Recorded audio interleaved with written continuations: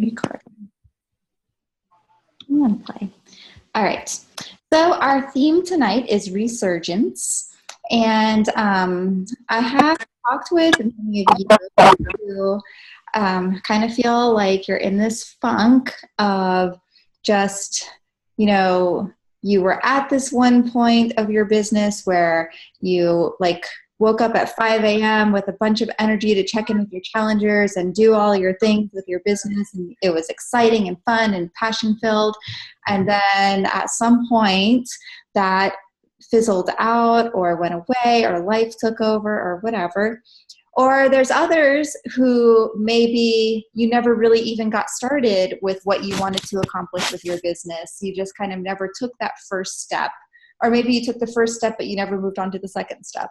But either way, I think that this call will apply to you guys and, be able to, wherever you're at in your business, whether you're just wanting to improve or you're wanting to get back to that feeling of passion, or you're wanting to get started and just kind of feel like, all right, I'm sitting down to work my business. Now what?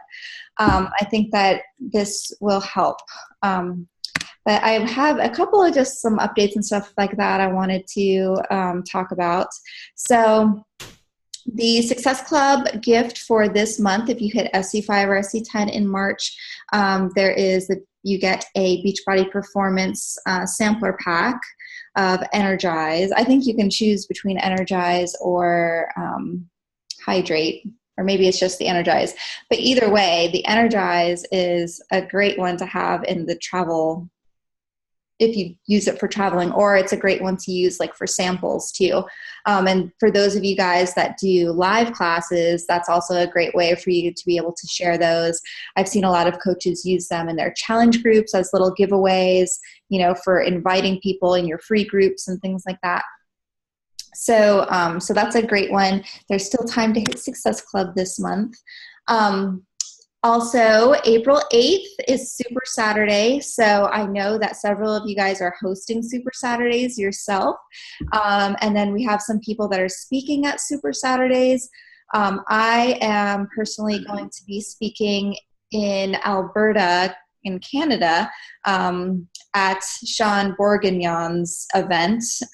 So I don't know of anybody in our team that's in that area, but if you guys have people in your downline or know people that are in that region, I would love to meet them.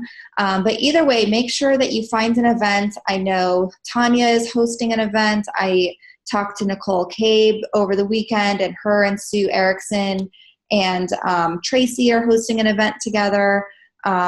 So I know Jenna and Healthy for Life have their local one that's hosting. I know Sarah has been in connection with people in the Ohio region that are hosting. So it's just really cool to just see these little events popping up all over, and just seeing our team, our Fit Fam, represented all over the country. So if you haven't already, just make sure go on to the website TBB Coach 411 and go on the Super Saturday and find an event near you. They're not always going to be these big, massive ones. Like if you live in a big city like Miami or Austin, a lot of those places always have these big ones like Minnesota. But then there's also these smaller ones, which is also a great way just to meet other coaches. Even if they're not in Fit Family Network, it's still a great way just to connect with other local Beachbody coaches and make those connections. All right, we were just talking about Summit before we started our call, and it's crazy. It's just around the corner. Going to be in New Orleans this year. So make sure I know a bunch of us booked our Summit tickets at last year's Summit because that's the best time to make that commitment. But if you haven't, you still have time to buy your Summit tickets. And if you have already decided that you're going, even if you don't have a ticket yet, even if you're on the fence about it, we have a Fit Family Network Summit group where it hasn't been much posted yet, but now the planning phase is kind of in effect. So make sure that you get into that group, and as it gets closer, we'll be posting about plans and just helping each other with travel arrangements and things like that. All right, so it is the 27th. So we have a couple hours left today, and then we have 28, 29, 30, 31. So we have 4 days and a couple hours left to hit our Success Club goals. So we have Allison and Amy who have already locked in their SC10, and then we have a handful of coaches that have their SC5 locked in. And then I know for me personally, I'm still in the so close category with several of you guys in there too. So we still have plenty of time to reach out, make those connections, make those follow-ups so that you can hit Success Club this month. And that if that's one of your goals, do not give up. You still have plenty of time. And there is, between the All Access Challenge Pack and Country Heat, and there's just a lot of different options out there of ways that you can help people as it's getting closer to summer and people are starting to think about their summer vacations. Like Robin even just mentioned, like, oh, I need to start thinking about summer. I haven't even made any plans. There's tons of people that are in your network that are in that same mentality, like, crap, summer's almost here. I need to start thinking about things. So it's a great way to kind of spark some of those conversations. Okay, so our call, how to get your passion back, and these are some areas of focus. So focus on time, focus on your story, focus on learning and developing, and focus on the good. So these are just 4 of the things that I wanted to talk about. And these are not going to be like super in-depth, nitty-gritty things, because basically when you are trying to get back in the groove or you're trying to re-spark that vibe again, you kind of need to keep it a little basic in the beginning. You need to build that foundation again. So it's not going to be any like crazy formula of all these things that you need to do all at once. I want you to just put back these pieces back into the puzzle to give you that foundation again, and to remind yourself of how you got started in the first place and why you fell in love with it in the first place. So the first thing we're going to talk about is time. And I posted a couple weeks ago about a PD book that I'm reading right now about time. That's a Brian Tracy at Manage Your Time, Manage Your Life. And basically, I believe that that's the first thing that I wanted to talk about is time, because it's the thing that I suck at most, but I also think it's the thing that's going to dictate your results most as well. So we all have the same 24 hours in the day, and I know that we've heard that a million times over again. You know, I have the same 24 hours as Scotty Hobbs has, and Carl Deichler has, and that the president has. Like, we all have that same 24 hours, but it's that decision of how we choose to spend those 24 hours each day. And what we do with our time is going to be that's going to show us what our future is going to bring. So those things that you're doing in your 24 hours, the thing that's the hardest to get through your head is that what you're doing today, you're probably not going to see the results today, and you're probably not going to see the results tomorrow or next week. You're probably not going to see the results until like 3 months later. So that consistency that you start to build with using your time efficiently and being efficient and being intentional, you're not going to start to see the fruit of that labor until a little bit down the road. A couple weeks ago, actually, Michelle Harris spoke about that specifically, about being intentional about how you spend your time. So if that is something that you struggle with, I would definitely suggest going back and watching her call about being intentional. So your results are created by your daily actions. What was, I think I wrote down a quote, but I'll go back to it.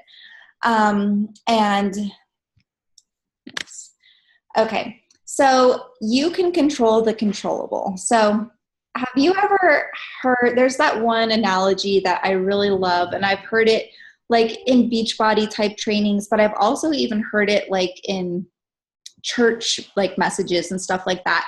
And it's the one where they talk about like if you take a vase and you have like all these things that you need to add into the vase, and like you put these solid objects into the vase, but then if you put those in and then you add like the sand, it will work. But if you put the sand in first and then you put all the stuff on top of it, then it doesn't work. And that's kind of the same thing with the things that we can keep in our control with our business. So the solid objects, things that are non-negotiable to you, like maybe you have, maybe you work, still like in corporate land or something, and you have a family and you have kids and you have like certain obligations. Those need to get put into your base no matter what. And so those things are not necessarily, in your control. So we must put those in first. And then we can't start adding in those other things until the stuff that is in the vase that has to be there is in there. So the way that you need to, go about creating that and creating that roadmap and creating that idea of what's going to be in your vase and what's going to have to, get kicked to the curb, even maybe temporarily, is just kind of thinking about some monthly goals. And that is something that, I will tell you guys, I remember that was something I was doing for our team. Like at the start of the month, I would say, hey, everybody, let's make our goals for the month. Post your goals. Let's hold each other accountable. And I personally kind of got away from doing that. And is when you stop setting goals, even if they're the same goals every month, when you stop that intentional action of writing down Success Club, this many number of date nights, this many number of kid dates, this many number of cooking meals at home, this many number of workouts. Like when you stop that routine, that ritual, that monthly ritual of doing that, then it just a little bit each time eats away, and you start to lose that that feeling of like that standard, so if you don't do it, if you don't hit that like 25 workouts out of the 30 days and like all of a sudden, oh, well, I only did 20 and I still am alive and breathing this month. So it just kind of nips away at that integrity that you built into the requirement of having that as your goal. So it's important to continue to do that just for the consistency, and your brain needs to like recognize that and recognize that, hey, this is part of what I'm programmed to do. And then so from your monthly goals, you can break those down more into weekly goals. And it's so important to don't just end it with Beachbody goals. Like you need to take it into the full realm of your life, like family goals, personal development goals, exercise, business goals, self-care goals. Like, am I going to spend this much time meditating? Am I going to make sure that I get my nails done at least once a month? Am I going to make sure I do something fun with my mom? Like whatever it is, like it's going to be different for each of us. And some things may seem like it's just natural and you don't even need to make it a goal. But if you write it down and you make it part of your plan for that week or that month, then you're going to make it happen. But if you just assume, well, of course I'm going to eat, like, yeah, of course you're going to eat. But if you write down, I'm going to cook 5 healthy dinners this week, then you're going to have that number in your head and you're going to be less likely to let yourself slide on that. Okay, so this is one of my favorite little things, little quotes about consistency. My name is Consistency. I am related to success. We should hang out more than every once in a while. And that's because all of these things that we're talking about so far, setting goals, having a plan, showing up, those things all boil down to consistency. If you do it just once, if you do it just 1 week's worth, then like I said earlier, those results are not going to show up. So the more consistency that you can have with these fundamentals, the more success that you're going to have in your business. All right. So the next building block that I want to talk about is your social media. So we're going to give ourselves a little bit of a social media checkup. And we have actually done team calls on this before where we actually went and did a live screen share of going through somebody else's Facebook page and kind of getting that reaction on, if I go and look at Tara's page, what do I know about Tara from looking at the first few posts? And don't worry, I'm not doing that right now. I'm just saying that that's kind of what I'm talking about. If you go and look at my page and you knew nothing about me, what would you think just from scrolling 10 seconds worth of posts? Because you have to remember that people's attention span is so small. If they even spend 10 seconds scrolling on your page, that's probably actually a lot. So we need to tell people what we want them to know about us quickly and, in a way that's going to create that attention. So give yourself a little bit of a self-diagnosis on your last month of posts on social media. So whether it's Facebook, Instagram, YouTube, whatever it is that your norm is. I guess if you are a Snapchatter, you're probably not going to be able to give yourself a diagnosis. But so do that for yourself and ask one other person to do that for you, either your success partner or your upline, or even, maybe you have your best friend that signed up to be a coach with you too. So do that and just kind of get an idea of what kind of vibe you're putting out there. Are you sharing fluff or are you adding value? And that's going to be one of those hard truth type things, because I know that I do it all the time. Like sometimes I get more into a vibe of like, hey, here's me with my Malbec tonight. And then tomorrow morning it'll be, hey, here's me coffee selfie, and it's just like those posts are good, because it's sharing who I am. It's sharing my normal routine, but it's not ever really adding any value to somebody. It's not really giving anybody a reason to say, you know what, I want to follow Jen because she inspires me to be a better person, or she inspires me to whatever. It's just me sharing what I eat and drink. So sometimes it's easy to let yourself get into that funk of just sharing, what you're eating, what you're drinking, where you're going, but we have to add in some meat and not just the fluff. Same with your nutrition, right? You can't just always eat the treats, the splurges, because what's going to happen if it's just splurges? You have to make sure that you're eating the material, the green containers, the veggies, the protein. So those are the things that you're going to be looking for. The next thing is that you need to make sure you're not posting the same old. And one of the cool things about being consistent in this business is when you're having a really bad day, you can go back to last year's Instagram and copy and paste like a really cool PD takeaway that you made last year, and no one's going to really know.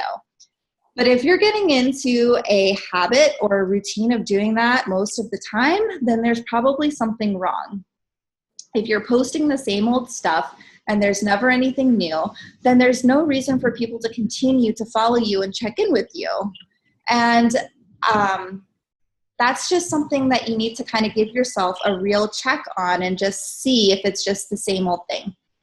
And then this is just one other thing to think about is, when is the last time that you posted something that like gave you butterflies before you hit the post button, where you're like, oh my gosh, are people going to hate me for posting this? Or, oh, I'm so scared to share this transformation photo. I cannot believe I'm going to show myself, from when I started this program. Or like, I so totally remember when I was a new coach and like I would make like the first couple posts I ever made where I was kind of inviting to inviting to a challenge group, and I would be like so nervous, and then I would make the post and I would like walk away from the computer because I was so afraid that no one was going to like it or comment on it, and it gave me those nervous butterflies. So when was the last time that you posted something like that? Because if you haven't, then more than likely you are not posting anything that's like outside of your comfort zone. All right, so how do we fix those social media flaws? Number one is, are you being authentic? Are you sharing that real, true authenticity of who you are and what your mess is? Because we all have a messy life, some more than others. But, like if you are just sharing the good, then that's not being authentic. And you have to really share those true struggles, because those struggles are the things that make people connect with you. And those are the things that make people say, you know what, she's a real person too. She's dealing with the same crap I have to deal with. And so I can understand and relate with her. And I totally, especially right now, understand that there are things that you're not going to want to give the full scoop about on social media. We all have lives and deserve to have some privacy. I am by no means saying to go out and air all your dirty laundry. But there must be a version of your story that you can feel comfortable with. And if it involves other people or other parts of your family, make sure that you speak about that first.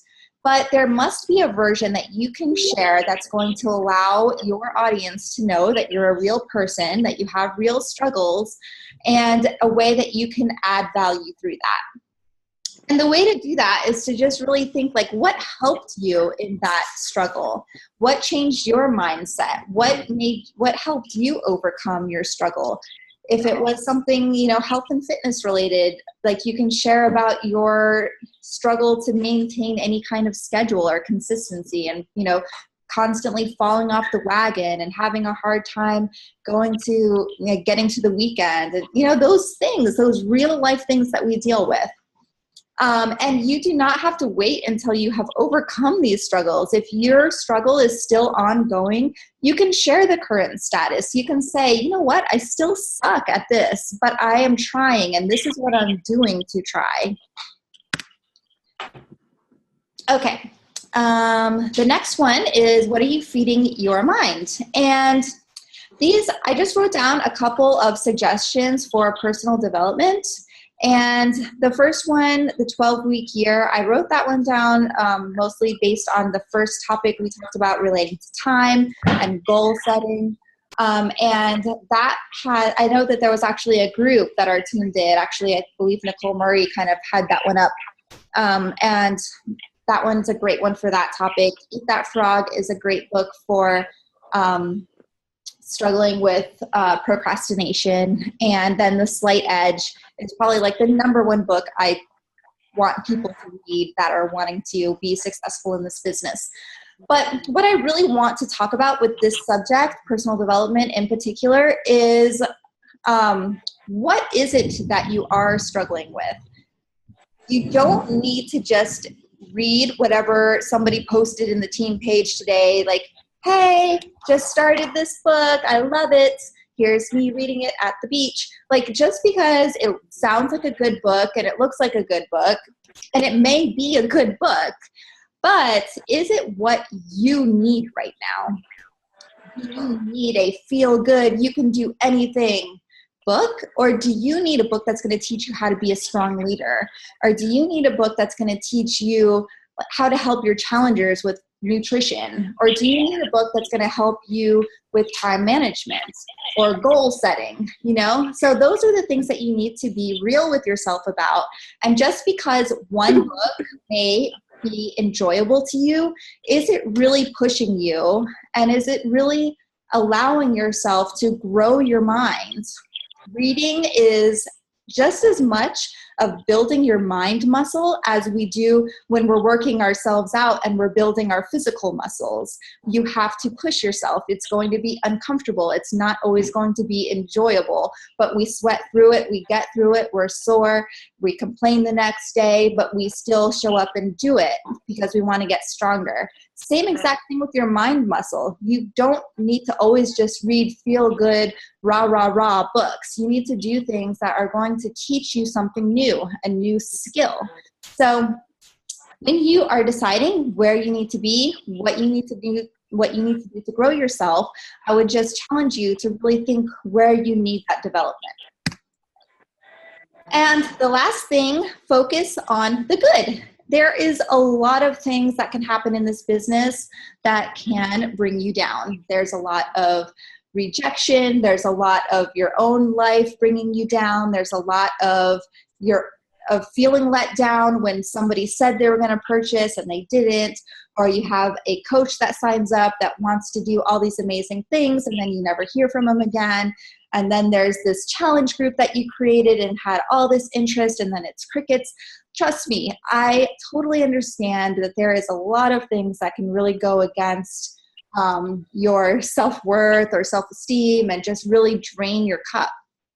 But there is so much good that is a part of this business too. And that is where your decision comes in, to focus on the good or to focus on the sucky stuff. So you need to remember, because you're gonna have days where you're not sure if there is any good. And you have to remember that in those moments, even when you feel like you're not a good coach or you're not a good challenger, that you do have value to offer. You may not have, a downloadable PDF clean eating menu and shopping list, but you have value to offer somehow, some way, even if it's just sending a text message to your best friend, hey, just wanted to, let you know that I'm thinking about you. Have a great day.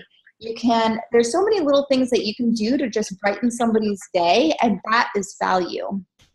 The other thing is to just remember all the people that you've already helped, whether it's someone that bought a challenge pack or someone that participated in a free group or somebody that laughed because of something funny you posted. Like, those are people that you helped because they had a better day or a better moment because of you.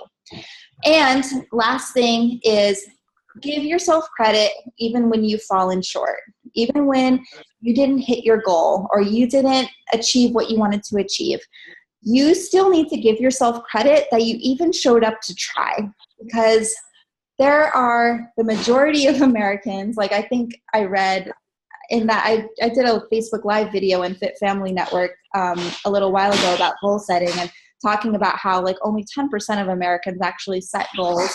And so if you have fallen short on a goal, whether it's a weight loss goal or a business goal or a family goal or a savings goal, whatever it is, I got to cut this short.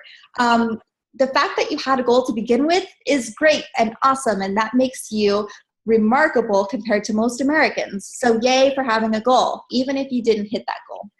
So that is what I hope that this helps, and I hope this reinvigorates you and gets you excited about this business, because there is so much great things that you can do with this business, and I am super excited to get myself back to the potential that I know that God has in me.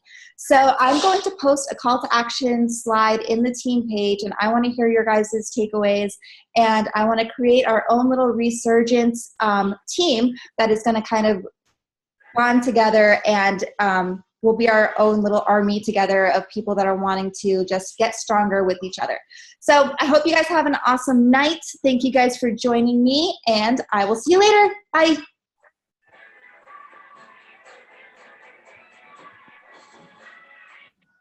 It said less than a minute, so I wasn't sure how much time I really had.